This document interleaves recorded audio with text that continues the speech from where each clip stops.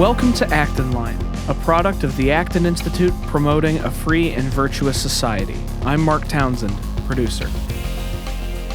You can find additional resources in the show notes for this episode, as well as previous episodes of Acton Line at acton.org/podcasts.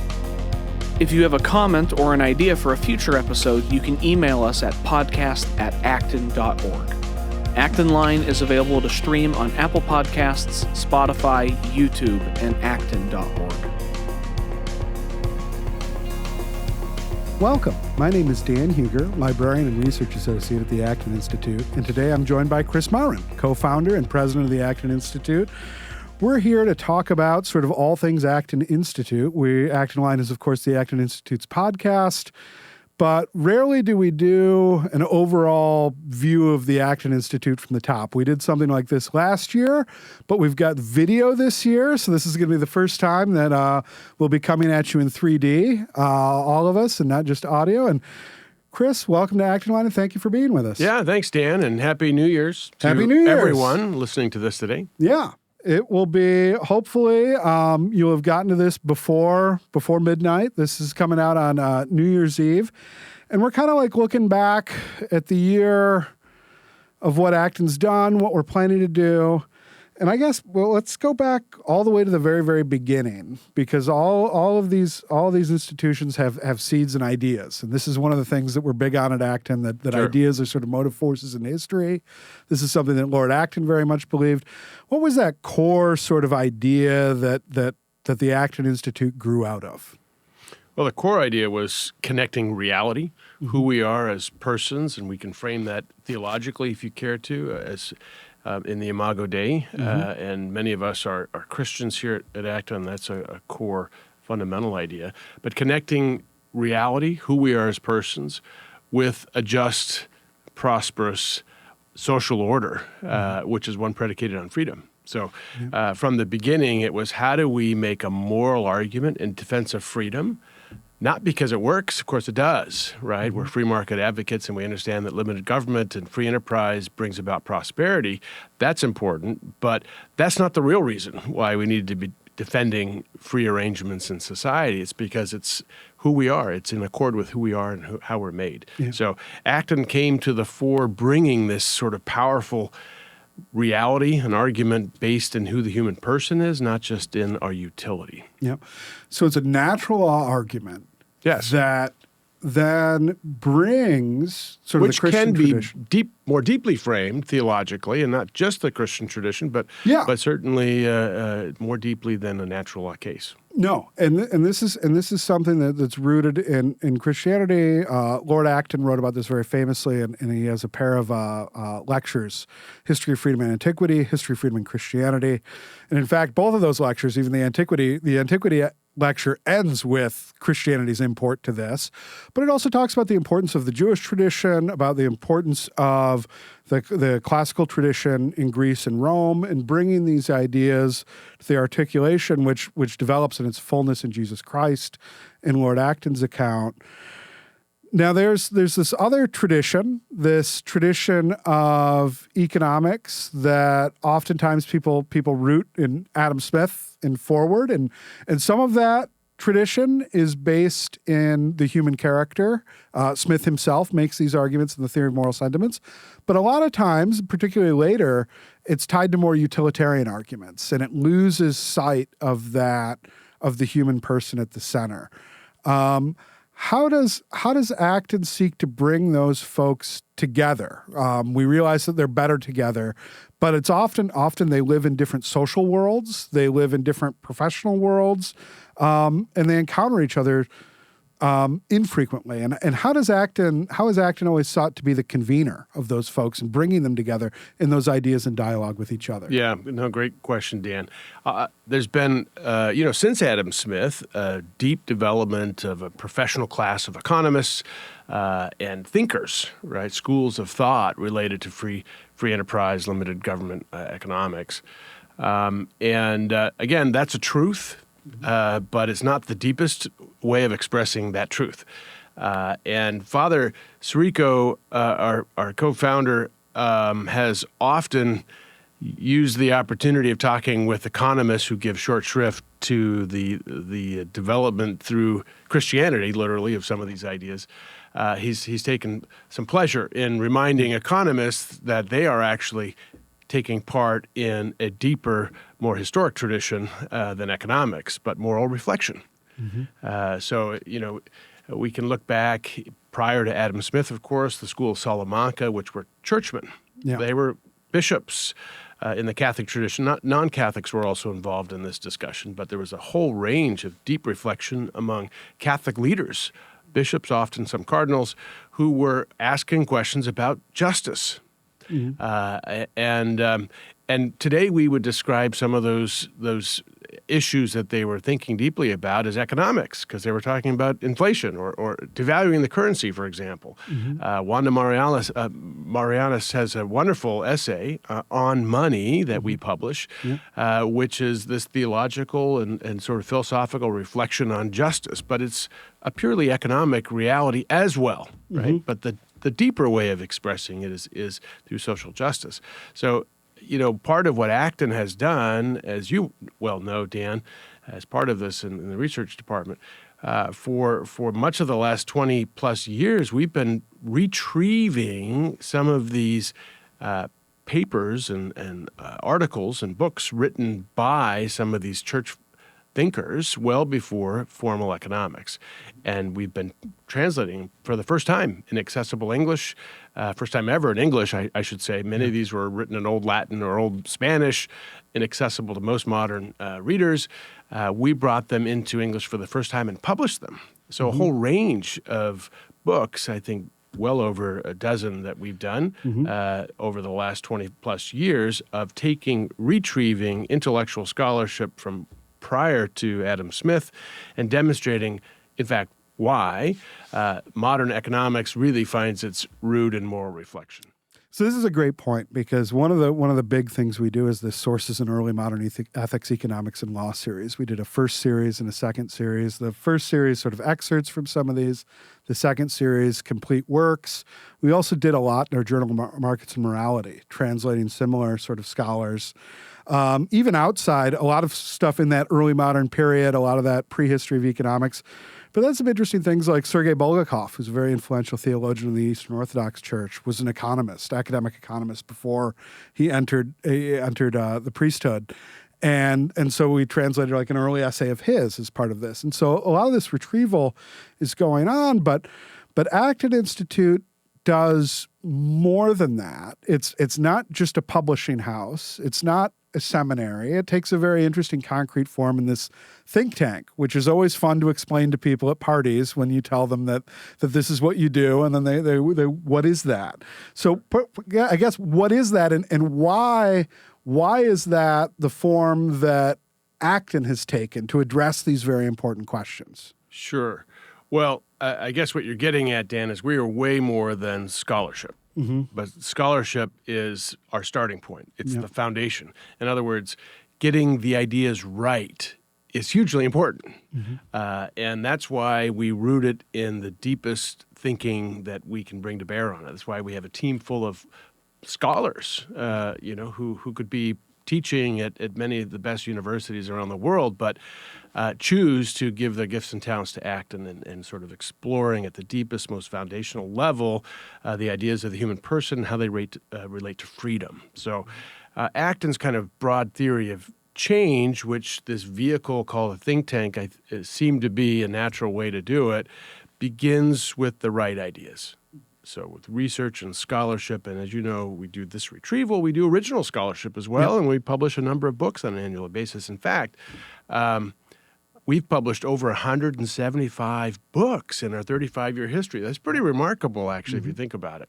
So scholarship, retrieval, and original scholarship is a core element in our theory of change. It begins there, but actually the vast majority of our work and the way we might be most well-known is for our educational sort of leadership formational programs, conferences. And we do as many as 22 major programs a year where we're identifying and forming leaders globally. And they are leaders of what we call the shapers of the moral consensus. So who's left out? Well, I mean, hardened atheists, we're not going to bother people with a great animus against religion. You know, we don't have time to spend trying to convince them. But the vast majority of people of goodwill around the world who still care about faith, we want to engage, and we want to find those leaders and bring them through our educational programs, which range from things as large as Acton University, 1,000 people for nearly a week here in Grand Rapids from 80-plus countries. I mean, it's extraordinary. To small leadership seminars we do 3 or 4 times a year for leaders of human service organizations, poverty-fighting leaders, where we bring them together and we spend a few days thinking about what does our nature suggest should be the best way of serving people who are down and out. And it certainly isn't a government approach. And a lot of our work has made some major transformational changes in the poverty space. So, you know, when you think about think tanks, you think they're just nasal gazing and thinking high, lofty thoughts. But Acton's work, it's certainly our intention, is one that will transform the world in very concrete ways. So taking leaders, bringing them to our core programs, transforming their thinking and equipping them to go back and transform their institutions is what we're trying to do. So scholarship, leadership formation through education, and then finally our big top of the wide funnel is our mass media programming, most notably our full feature films, documentaries. And our podcast. And the podcast, naturally. So this is very important because we have a very unique audience as a think tank. Most think tanks in the world, their audience is governments. They are organizations that generate policy ideas, that do advocacy on certain issues, and their goal is to influence either, you know, their nations, their states, their cities in certain concrete policy directions. And their audience is really legislators and bureaucrats. We have a much broader audience than that. We're very much interested in teaching legislators and bureaucrats about the nature of the human person and how that can be unpacked with policy. We're interested in that. But we're also interested in shaping religious leaders. We're interested in shaping people who run and administer nonprofits that fight poverty. And business leaders. And business leaders. Because business leaders are disproportionately influential in their communities, in their churches. Obviously, their own institution, their business, they have a unique opportunity to help form and empower people with the right ideas and to serve others through the work that they do. So this is very interesting because we have this very, very diverse audience, which makes putting the Acton Institute someplace on the planet Earth very difficult. Like, it's very, very easy. If your goal is to affect legislation in the United States Congress, your office should be in Washington, D.C. That's very clear. How did the Acton Institute end up in Grand Rapids, Michigan? Why is that a great sort of nexus? And we're not only in Grand Rapids, Michigan. We also do have international operations. Maybe you could just explain a little bit of that approach of how we try to address this very diverse international audience and do it from Grand Rapids and then also from Rome, and how we try to do programming outside of those areas as well. Right. Well, as you rightly said, we are not trying to impact public policy in the same way that Cato or AEI or Heritage or Hoover or other organizations spend much more of their time and effort and strategy in influencing particular legislation results in the government side. We are absolutely hoping that our ideas will affect policy down the line, and that's through our long leadership formation program and theory of change to make that happen. And in fact, as you know, we have lots of politicians who attend our programs. And I think they go back inspired with our ideas and work to make change. So we are doing it in a traditional way, but in a much longer vision and mostly through transforming the culture. So that's why we're not in Washington, because if you're in Washington, you're forced to kind of respond on a daily, hourly basis to whatever crazy things and these days there's lots of crazy things that are happening in Washington, and we don't want to be on the responding end on a daily basis. We want to move the agenda and the intellectual conversation forward, sort of unmolested by all this noise that's coming about in the political area. So that's why we remain out of Washington, D.C., but the way we got here is really providence. Father was ordained in 1989, and his religious order sent him to Grand Rapids. I mean, that's how it happened. We had met a few years prior and had been conspiring about these ideas and working in university settings and seminaries, et cetera, to begin talking about our ideas. Of course, we hadn't formed an organization, but once Father moved to Grand Rapids, and he thought more seriously about the importance of starting an organization, and a couple donors recommended it to him, and one offered even some support. So he reached out to me and invited me to move to Grand Rapids. Honestly, I'd never been to Grand Rapids before. I probably hadn't heard of it, it's possible. So I got here not knowing much about it, except that this was going to be where we would start the Acton Institute. But I must tell you, Dan, and people accuse me of being part of the Chamber of Commerce, speaking on behalf of Grand Rapids, but if we had gone through a whole whiteboarding exercise and brought in experts to think about where best to begin an organization interested in faith and freedom, you would have been hard-pressed to find any better community on the planet than Grand Rapids, Michigan. So that's why I say it's providence that we began here, and it's been a tremendous place to grow and lead with the ideas that we have for the world. Yeah. Grand Rapids is, for those of you who don't know, it's a very religiously diverse place. There's a large Catholic diocese here, robust sort of Catholic social services, Catholic school system. But there's also the Christian Reformed Church's denominational headquarters is here. There's a particular expression of Dutch Reformed Christianity that's very strong here, has a very strong parochial school system, social services agency. And there's a very robust publishing history in Grand Rapids with Protestant and evangelical publishers, names like Zondervan, Erdmans, Kriegel, Baker. I know I'm probably leaving somebody out, but there's a great legacy of Christian publishing, of all sorts of nonprofit ministries coming out of Grand Rapids, all sorts of interesting missionary activity, and it's really a nexus also through the Christian Reformed Church, because it's a North American wide denomination. So a lot of connections with Canadians, a lot of connections all over the world. And Dan, you mentioned philanthropy, and Grand Rapids is well regarded, well noted for being one of the most philanthropic cities in America. Absolutely. And I think that's certainly driven by the faith, the deep faith commitments of people in this community.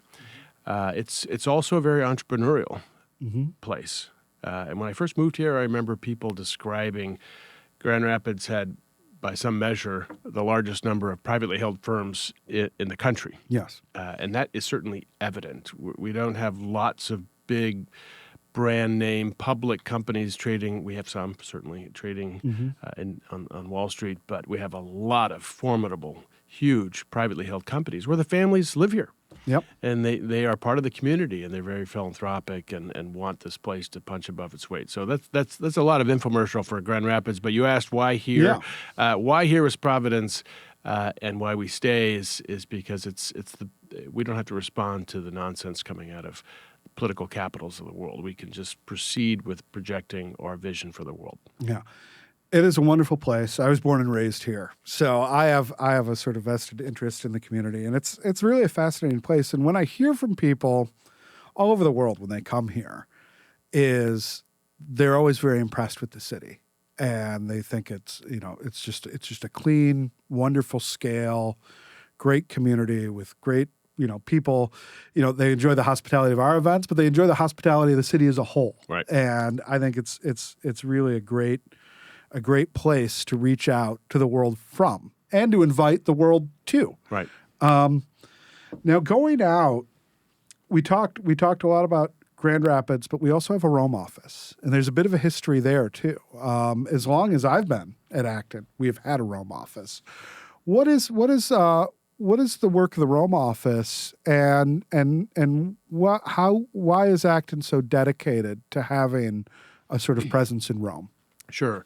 Well, I'll start by reiterating what you said, that our work reaches out to all people of goodwill, and we're not a Catholic organization, not even explicitly a Christian organization, though those both traditions both inform our philosophy, of course, but we are open to all people of goodwill.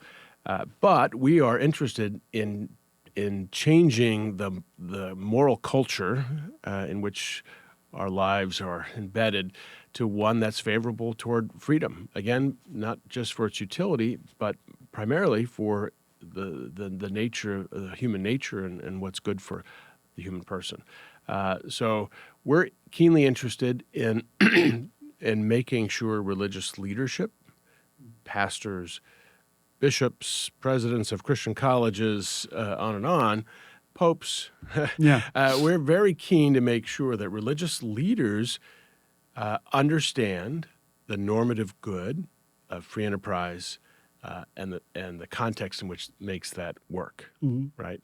This is a natural outworking of the human nature through economics, and so Rome is the center of the largest Christian church in the world, Mm-hmm. which has a global reach. Every corner of the world, there are Catholic churches and pastors and faithful. So it makes sense to have a little bit of focus there. It's not just because the Catholic Church is large and it's easy to focus at its central headquarters, Mm-hmm. but the Catholic Church is also a reference because of its size and history. It's a reference for other traditions. So what is staked out by the Church as important, by the Catholic Church as important, is duly noted by other traditions who respond to it. So we want to make sure that the Catholic leadership is first and foremost part of our work and understands our arguments and supports them. Yeah. At the time of this recording, Pope Leo has just returned from sort of a visit to the Near East, in which he visited with, among others, Patriarch Bartholomew, the ecumenical patriarch in Turkey, and so that reaches there, and this shows up in some of our historical work too. We put together a number of years ago a little anthology. Jordan Baller edited it and wrote the introduction, but it was putting Pope Leo XIII's Rerum Novarum next to Abraham Kuyper's On the Social Question of the Christian Religion, which were both delivered in the same year, in the late 19th century. So a lot of these folks, going back, centuries, reference each other and inform each other. And in Rome, Rome also is unique in that there are many colleges in Rome that educate Roman Catholic clergy, and so having a presence, being available to be a resource to those folks in those colleges is a great point of engagement with those future seminarians. And those seminarians, they go around the world and they influence not only the Roman Catholic communities, but also the broader religious landscape of wherever they go. Right. And it's not, you mentioned seminarians, but especially if you're from the majority world and you're sent to Rome by your bishop to study, you are on a leadership track. And today, something like 80+% of bishops in the developing world had previously studied in Rome. Mm-hmm. So it's a pretty strong relationship between time in Rome and becoming a leader of the church in the future. And of course, that's, there are countries in the world, continents, where the Catholic culture is hugely important and where the Catholic Church has may be the last remaining bulwark against totalitarianism. We just saw a headline in the last few days about a cardinal from Venezuela, the Cardinal Archbishop of Venezuela, who's a longtime friend of ours, has participated in a number of our programs. The Catholic Church is the last bastion of some strength to challenge the regime there, and they have. And they have actually, with Acton's encouragement and help, I can't give you lots of details, but we have been actively supporting the bishops there with some of our ideas. And that has come at a cost. As we see, the cardinal tried to board a plane and was denied boarding and told he may not leave Venezuela, presumably because of his advocacy for the people of Venezuela, for their God-given right to freedom and autonomy. We're very blessed in the United States to be able to convene things here very freely and to invite people from all over the world to come. And in much of Western Europe, those freedoms are not as extensive, but by and large, people can act freely to assemble with minimal harassment. That's not true in much of the developing world. And that's one of our sort of key audiences. How has Acton gone about trying to reach people in those places, particularly when they can't? I mean, we try to, of course, be hospitable and invite those people to come here, where it's very easy to convene these sorts of gatherings. But we also sometimes go out because sometimes that's necessary. But there are challenges there. What is Acton's work in the developing world looked like this past year, and what do you anticipate it looking like going forward? Well, as you say, there are many places that would restrict their citizens from coming to the United States. So leaving them aside just for the moment, where people can come to the United States, we work very hard to identify leaders in culture, civil society, and the church, and bring them to our major training programs. So Acton University is one of those that we talked about, which is a global audience. And we are helping build this large global network through leaders from all over the world. And so that if we can do that, we do that. There are many occasions when we have to go to their region. If they're not welcome to leave the country, we're not welcome to go in, almost certainly in most cases. But a few years ago, for example, we did a case in Panama, or we did a conference in Panama where the purpose was to bring Venezuelans there. And Panama was still a place they could more easily get out of. And so we did that, and we're able to bring some very impressive top leadership from Venezuela to attend that conference. We did a very impressive conference in Brazil earlier this year in September, and we had a large, enthusiastic group of Brazilians from all over Brazil, and also a couple other nearby countries that came and participated in that conference.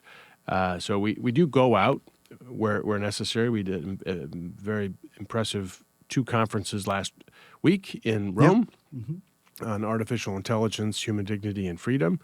So we do have an active international programming, set of programming that happens.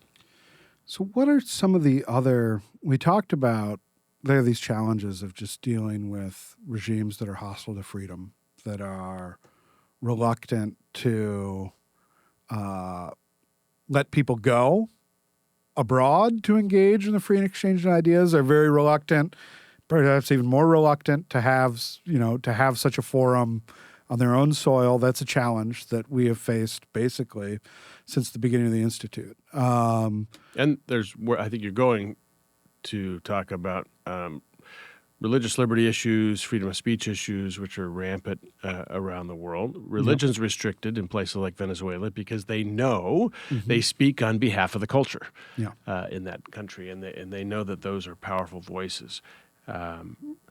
Free speech is restricted many places in the world for some of the same reasons. People don't want to have people challenging their worldview. So in many places, even where we have great followings, such as Brazil, there are very real free speech challenges, and indeed people in jail in Brazil for raising their voices in favor of Acton's ideas, frankly.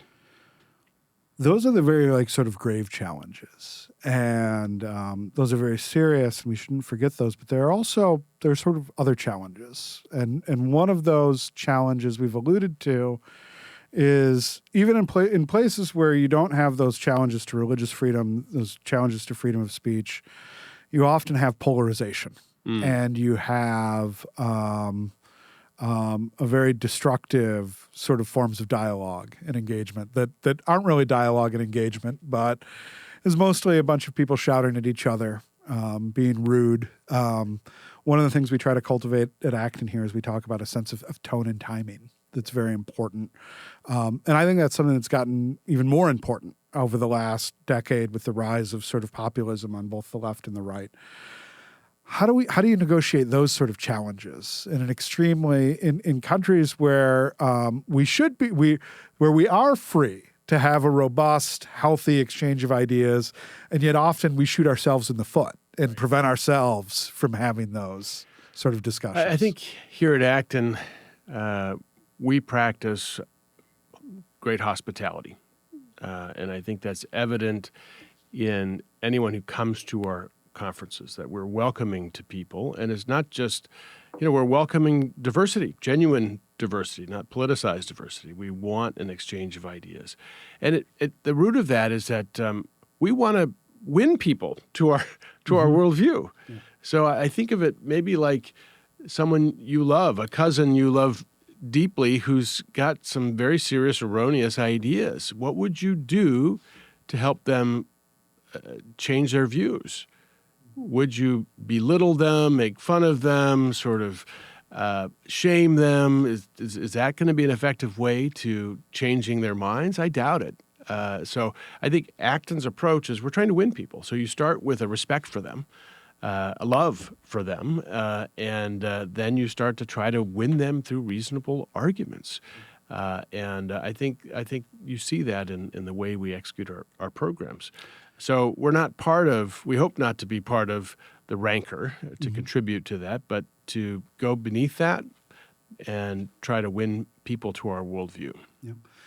And this is rooted in that same dignity of the human person, right? That all the rest of this That's is right. rooted in. Is this affects not only the intellectual content, but this also shapes the way that content's presented and the way that you try to reach people. Right. Is informed with that same knowledge of human nature. What are some of the things that folks can look forward to this next year? Part of it is we're at that end of the year time when a lot of these things get planned. Budgets are getting drawn up, all that sort of stuff. You're in meetings right after this conversation that you're going to be talking about what's going on next year, what's going on in the future. What are some things that you're looking forward to that you're at this point able to share, or at least sketch out in broad terms? Dan, as president of Acton, I've got a couple main jobs. One is to paint the big vision, and the other one is to oversee, make sure that it's being executed. So there's a lot of management stuff that takes my attention as well as the vision side. I think one of the great things people are going to see in the coming year is growth in our programs, but more importantly, growth in our communication. Yeah. So we have been understaffed in the communication part of our execution, and we are going to be announcing very soon some great new hires to help Acton's message get out there in more clear and effective ways. So that's going to be exciting and help generate enthusiasm and growth for Acton all around.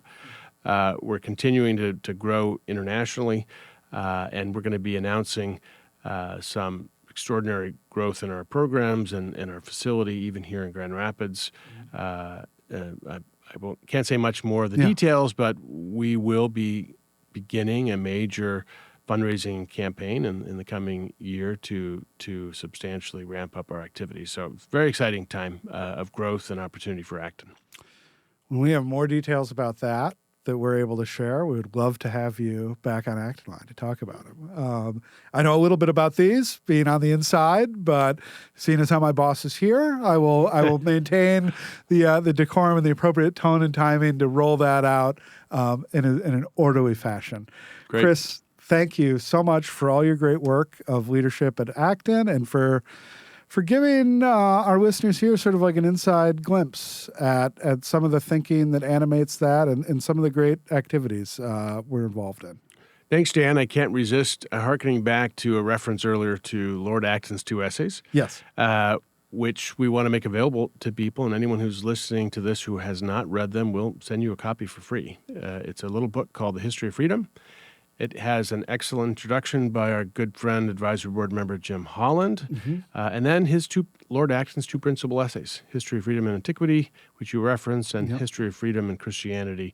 It's a great book. It is. And encourage you to call us or email us if you'd like a copy. It is absolutely fabulous, and it's got a nice little picture of Lord Acton. Thanks, Dan, and thank you to everyone. Happy New Year. Happy New Year.